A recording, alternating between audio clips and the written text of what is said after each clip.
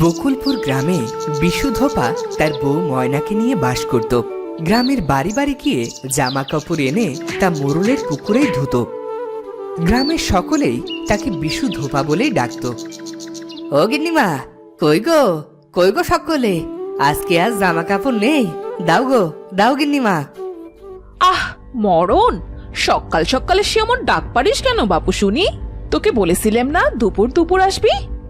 তা বললে কি হয় গো গিন্নিমা, আমি তো এই সময় সকলের বাড়ি থেকে কাপড় নিয়ে ধোয়ার জন্যে, দুপুরবেলা কাচতে হবে তো। শান্তি, এই শান্তি, জামা কাপড়গুলো বিশুকে দিয়ে যা তো।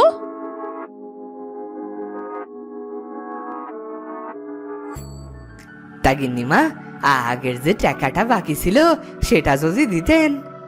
কিসের টাকা শুনি? সব টাকাই তো দেয়া হয়েছে। সে কি করছেন গিন্নিমা, গত 3 বার কাপড় নিলেন, বললেন যে আজ টাকা দেবেন। কই, আমি তো আগের দিনই সব টাকা দিয়ে দিয়েছি। মিথ্যে বলছিস কেন বিশু? গিন্নিমা কি বলছেন আপনি? আমি গরিব মানুষ, বাড়ি বাড়ি কটা কাপড় ধুয়ে কিছু টাকা পাই, আমি মিছে কথা কইব কেন? আপনিই তো বললেন আজ বাকি টাকা দেবেন। আবার আমার মুখের উপর কথা কইছিস? বেরো বেরো এখনই বাড়ি থেকে। আপনারা বড় লোক মানুষ, কিন্তু তাও গরিব মানুষটার কটা টাকা মেরে খেতে ভোলেননি।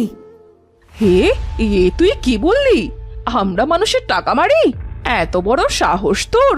খবরদার, আর যদি আমাদের পুকুরে কাপড় ধুয়েছিস তুই।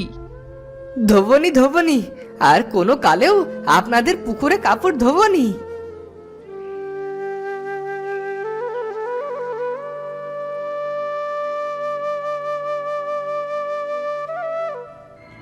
যাবনি, আর কোনোদিন যাবনি তাদের পুকুরে, গরিবের টাকা কটাও মেরে খায়।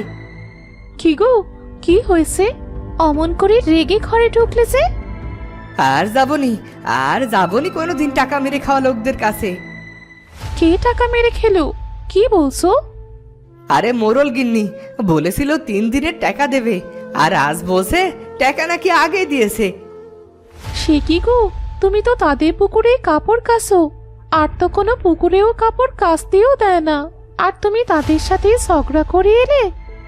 তো ঝগড়া করবনি তো কি করব শুনি? এখন তো সেই দিকেও আর কাপড়ও ধুতে দেবেনি। তা না দিলে না দেবে, তুমি আমার রাগ বাড়িও না আর। এইসব কি আর সাথে বলছি গো, কটা টাকার জন্যে কাজটাই তো বন্ধ হয়ে যাবার জোগাড় হয়েছে। কাজ বন্ধ হবি কেন? আমি আমি ওই মরা নদীতে যাব কাপড় ধুতে, সেটা তো গায়ের নদী, কারো বাপের নয়। কি? তো তুমি তুমি মরা নদীতে যাবে মানে? পাগল হলে নাকি? না, পাগল হইনি, আমি ওখানেই যাব। ওটা তো শ্মশানের পাশের নদী, কত ভুতুড়ে কাণ্ড হয় সেখানে। না না, তুমি সেখানে যাবে না বললাম কিন্তু। আর আটকিও না আমাকে, বলেছি যখন সেখানেই যাব, প্রাণ যায় যাক। বিশু ময়নার কোনো কথাই শুনল না, সে সব কাপড় নিয়ে গেল সেই মরা নদীর কাছে। নদীর পাশে শ্মশান, আর সেই শ্মশানে লাশ পোড়ানোর পর সেখানেই ভাসিয়ে দেওয়া হয়, আর তাই নদীর নাম হয়েছে মরা নদী। মাঝে মাঝেই এখানে অনেক ভুতুড়ে কাণ্ড দেখা যায়। বিশু গেল সেখানেই কাপড় কাচতে। কি এমন আছে এই নদীতে যে সবাই এটাকে এত ভয় পায়? আমি তো কিছুই দেখছি না, সকলে শুধু শুধুই ভয় পায়।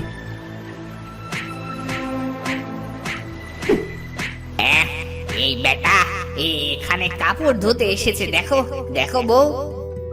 কই কই দেখি।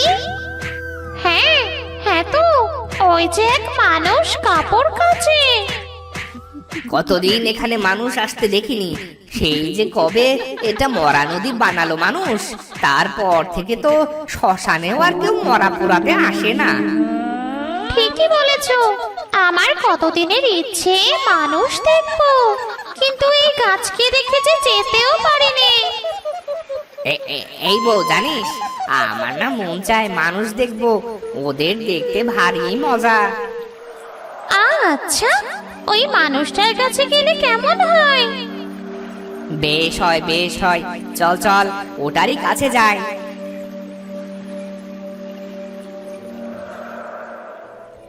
এমন আশ্রাবো না যে বাপের নাম ভুলে যাবে। এমন আশ্রে আশ্রে ধোবো যে আজ সব ময়লা চলে যাবে। প্রথমে একটাকে আশ্রাবো, পরে আরেকটাকে আশ্রাবো, লাঠি আর মুগুর দিয়ে পেটাবো আস্থা মতন। এ কি বলছে রে বউ? সর্বনাশ, ও তো আমাদের পেটাবে বলছে। ও কাপড়ের মতো আমাদেরও আছড়াবে বলছে। তাই তো, এখন কি হবে বলো তো? ও হয়তো ভূত পেটানো লোক। ছোটবেলায় দিদিমা বলতো, ভূত পেটনে দিক থেকে দূরে থাকবি নাতনি, ওরা হাতে পেলে পিটিয়ে মেরে ফেলবে। আরে আমিও তো শুনেছি। এবার এর কাছ থেকে বাঁচবো কি করে বলতো? শুনেছি মানুষেরা সোনাদানা খুব ভালোবাসে। আমার মনে হয় ওকে সোনাদানা দিলে ও আমাদের ছেড়ে দেবে। তাই তো মনে হয়। এক কাজ করি, একে আমরা কিছু সোনা দানা দিই, চল।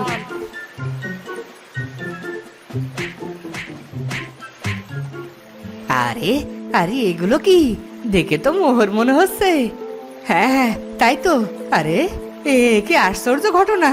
এ দেখি নদীর পানিতে সোনার মোহর ভেসে আসছে। এ কি করে সম্ভব?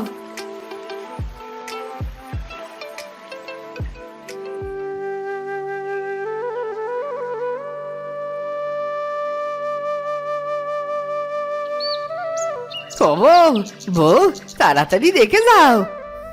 এ কি, তুমি এত তাড়াতাড়ি ফিরে এলে যে? কি হয়েছে? ঘরে চলো তাড়াতাড়ি, ঘরে চলো। এক আশ্চর্য ঘটনা ঘটেছে গো। কি ঘটেছে গো? খারাপ কিছু না তো? কতবার বলেছি ওই মরা নদীতে যেও না, মানুষ নাকি সেখানে লাশ ভাসতে দেখে।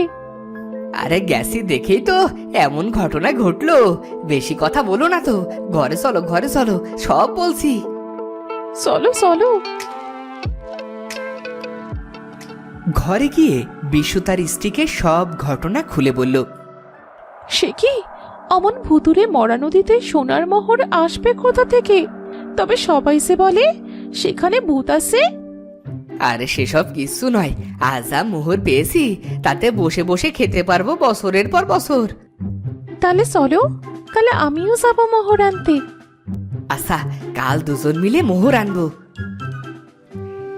পরদিন বিশু, ধোপা আর ময়না দুজন গেল মোহর আনতে।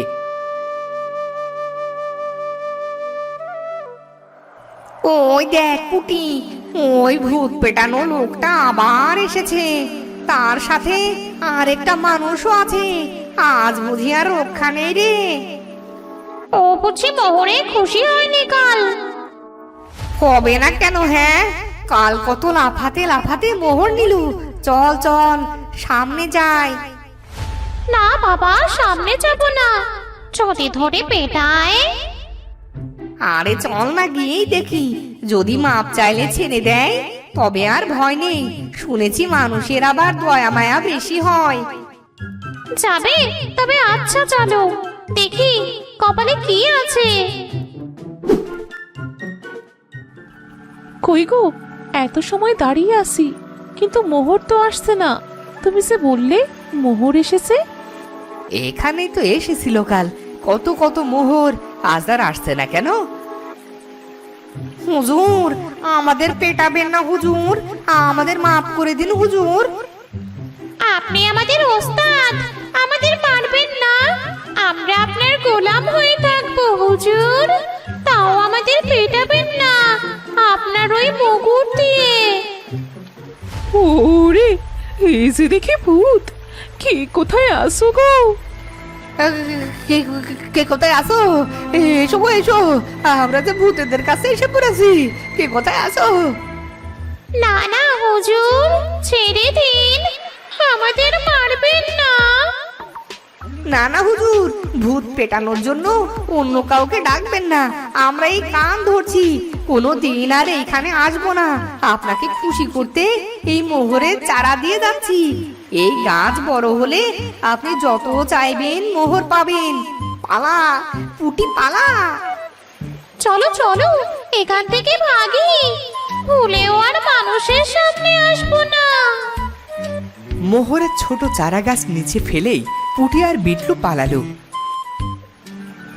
এদিকে ময়না আর বিশু বুঝতে পারলো যে ভূত দুটো ওদের দেখে ভয় পেয়েছে। এইটা কি হলো বলো তো? ভূত তবে মানুষের ভয় পায়?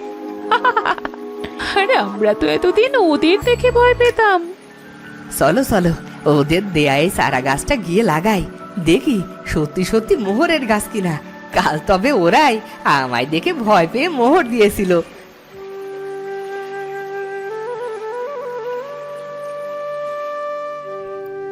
এরপর বাড়ি গিয়ে ময়না আর বিশু সেই মোহরের গাছ লাগানো দুদিনের মধ্যেই সেই গাছে মোহর হতে শুরু করে, আর তারা সুখে শান্তিতে সেগুলো বিক্রি করে বাস করতে থাকে।